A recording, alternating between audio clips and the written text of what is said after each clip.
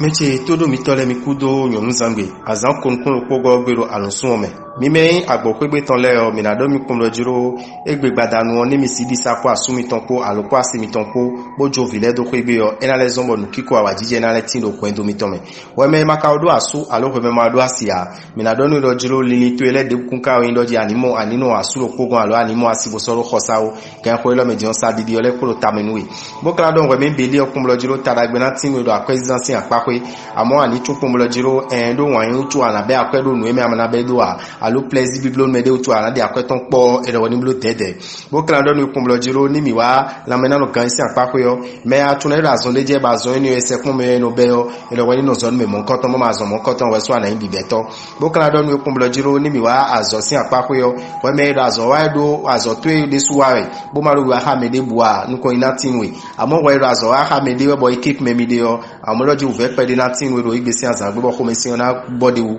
we kun akana zan we kun we go mi me kayin agbozuka meton le o mi na do mi pom lojiro asupa si potenti yon kondo po nu kiko awajije na tinni we me makaudo asu alo we ma do asia mi na do no planet your of venus or di doju me na asu me alo me na sinu me o e na di black pe me mo koton do igbesi azan gbe chuba kan to no planet your saturn no this wo e do di dojiro imi na no po ha me bo akwesi apako yo no ele de yo e na pe mo na block keke me o do ahodo da yo me mo koton ahoto yo e na suwi akoy akolo nkundo e da buma so mo bede ya akoy mo koton keke na le ko agban to me bo kan do no dojiro na me na no gansi apako yo ando ganjiro agbazame azo si apako yo anatun kumo dojiro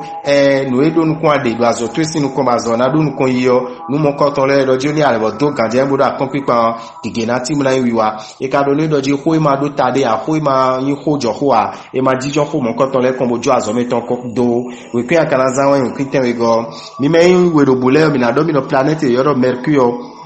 planet mo koton elo di de lojiro imina do alo mi bo mi na ro kanji wa super potenti onu kiko ajije na tin mi bo mi na se mi lesin gbe we me maka odo asu alo we me mo ado asia ana pe me de bo me mo koton ena yin wan isi apapo ya zonropo alu mi mo ele o we no ayi gbe ni do we sugbeto akunso na tun mo kala do we me nse mo odo jiro akwesi apapo yo edo nu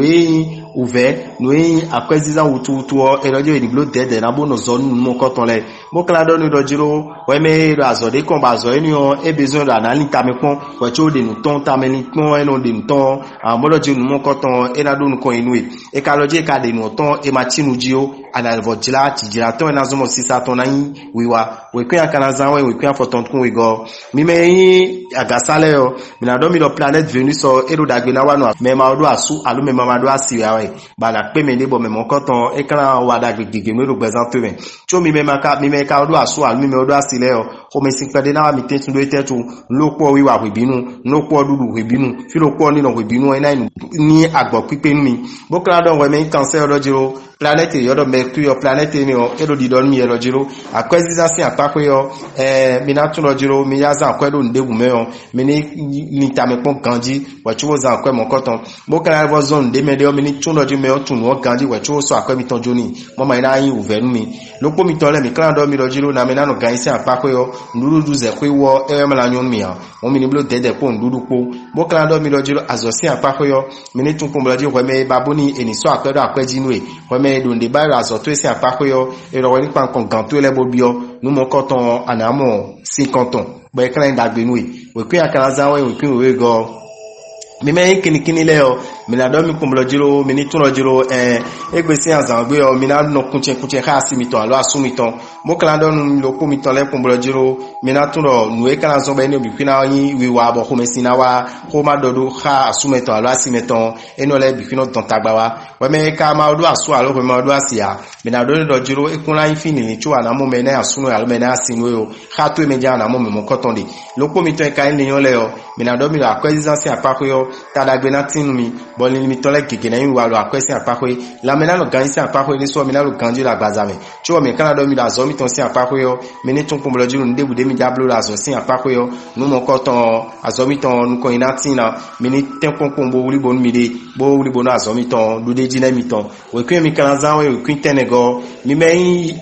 nyonu da lo jile o mina do mi do mi me odo asu alu mi me odo asio mina do mi do planète Jupiter ina zombo hojo ho don me de nukiko ajiji na tin mi we me maka odo asu alo we me ma do asia mina do no revol ko elo di do ekumlo jiro emina wadagbe ni mi bo ina pe me na asu me alu me na asin me tadagbe si apakoyo mina do no kumlo jiro we me yin wanu lo tori ki ho elo egbe si azangbe ekun yin lanu e o ekun kan yin ni na zombo ina ho kakabra so awu bna ho no lo na o e o buna do jiro tan emina tonu khamende bo mina do nu ton yo elo tagba ni ojije o akunbezo mra blodo egbe si azangbe o loko mi to e kayin vierge le o mina do mi do la mena no gan si apakoyo mina ten kombla blo tete bola to komblo je suru ni tin mi ma ko mi sin pede na support mi cho mi kan do mi na zo si apako de so mina mo do jiro ero mi ma do presse o ndebude mi ya so mi ni wuli bonu no boblo mama ko nde mi na do besoin no ton e na ovo domine o mi ni blo tete koro no e komi de le bi kwipo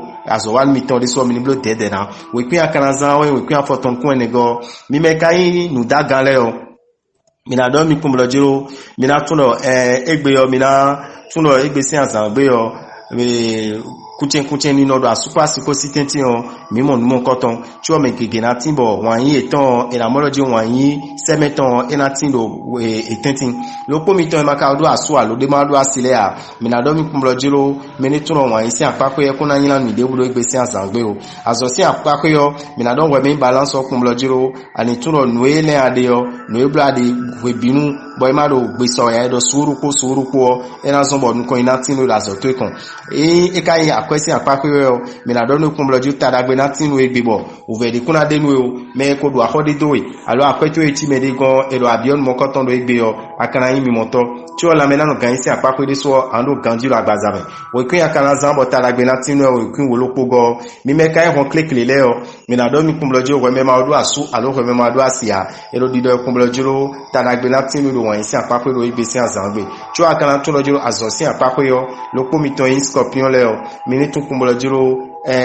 ni mi jablu ndebu me ko la zo me ko mo don mo koton mi ni se ko me mo koton mo le do yi nu yen gona bo kala do nu lo jiro ni mi wa akwesi apako yo ani tun kumblo jiro nu ele ade yo kigera tibo uvede anamoda akwesi apako do egbe yo ena zombo anabio ko de me bona yo akwesi na lo so bo kala tun lo jiro la mena no gan si apako de so ando ganjiro agbazabe we kun akana zan we kun atongo we me kai gadato mi na do mi kumblo jiro mi me ko do asu alu mi me do asio mi ni tun kumblo jiro ko me sin pede na wa asu class potenti tí o we me maka do asu alu we me ma do asia mi na do nu do jiro ana pe me de bo me mo koton akunsi gon gbe ma ime o we me lo pupon we le ojan alaje won ni ja zun po mo kla do we me sagite o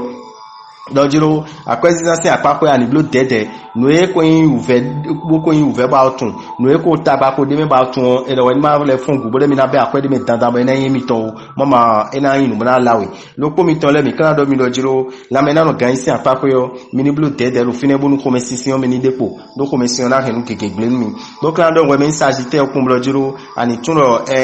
le ve donu alo nu ma so yodo nu do azo meton kon eni de wa lo eni olesin bonu ko ina tin do azo meton kon we kin akana zan we kin afonton go area danzan mi me kan ye we zugbanu le o mi na do mi do mi me ko ma do asu alu mi me ma do asile a planet yodo ma so planet mo koton elo di jiro mi na pe mede amo mi ni ten pon bonu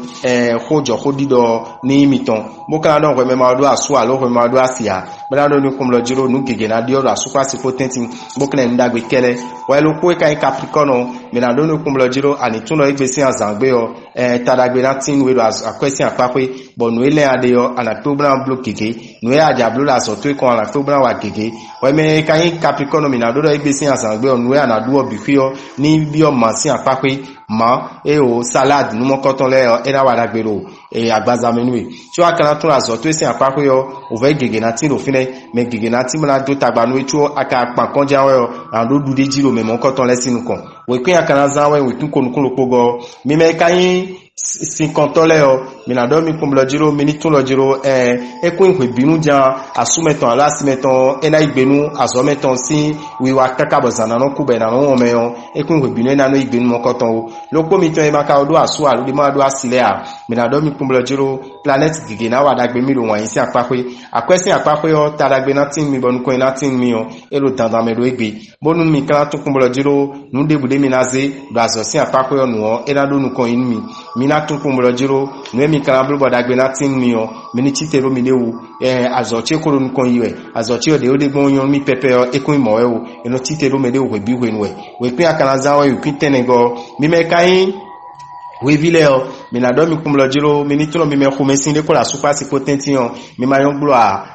mede jodo ko na wa mede gbigbe ko na wa do igbesi azangbe we me ka do ma do aso aro ma do asia mi na do ni lojo khumesin gbagbagba be na do ko na no eni de wa lo ni ole poro igbe akwesi apakoyo adona eboblu dedelo akwesi ansi apakoye mama ove pede na tinwe azo in la mena no gansi apakoyo ove de bukunde no ero fie ne o me azo to esi apakoyo ani tun kumlo jiro nuko ina tinwe o wede so anachite ro wede o mona badonu eno na zombo dagbe na tinwe da zo to kon we kwen akana zanwe we kwen nego da me ora bitan ndogbe mi blo ma ogbero to fifa ni kondolo polopo mi toleji ina cheni